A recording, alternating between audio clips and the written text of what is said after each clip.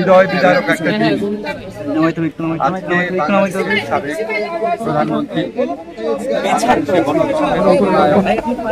বাংলাদেশের সার্বভৌমত্ব মর্যাদা রক্ষার জন্য, গণতন্ত্রের জন্য, উন্নয়নের জন্য নিরলসভাবে কাজ করে গেছে। সকল প্রতিকূলতা সত্ত্বেও নিজের জীবনের ঝুঁকি নিয়ে অসীম নির্যাতনের মুখোমুখি হয়ে, মিথ্যা মামলার শিকার হয়ে, বিনা চিকিৎসায় সকল প্রতিকূলতার মধ্যে দিয়ে তিনি বাংলাদেশে থেকেছেন, বাংলাদেশের মানুষের মধ্যে থেকেছেন, মাথা নত করেন নাই।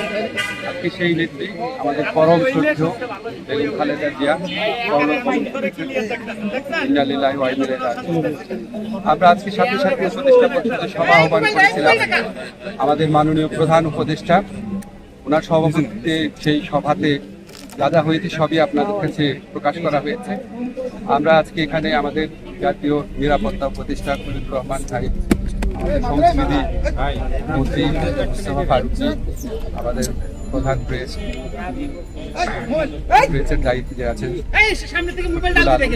সবাই এসছি এখানে। বই যে ছিল সেখানে স্বাক্ষর করতে, আমাদের শোক গাথা সেখানে লিখে রাখতে। লিখতে গিয়ে আমরা আসলে কি লিখতে পারি নাই কোনো কিছু, আমরা নিজেরাই শোকে ভেঙে পড়েছি। আমরা জাস্ট ফিল করছি যে মনে হচ্ছে যেন বাংলাদেশ আজকে এতিম হয়ে গেছে, বাংলাদেশের আজকে অপূরণীয় হয়ে গেছে।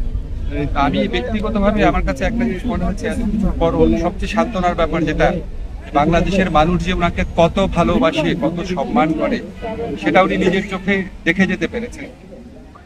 তো আরো ভালো লাগতো আমাদের যদি আমরা ওনাকে গণতন্ত্রের নবযাত্রার সময় ওনাকে পেতাম, সব দেখে যেতে পারতাম।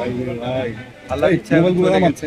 বাংলাদেশের মানুষের জন্য উনি যা করেছেন, বাংলাদেশের মানুষ ওনার জন্য যেভাবে দোয়া করে, আর বিশ্বাস করি অবশ্যই আল্লাহ ওনাকে অনেক অনেক ভালো রাখবে।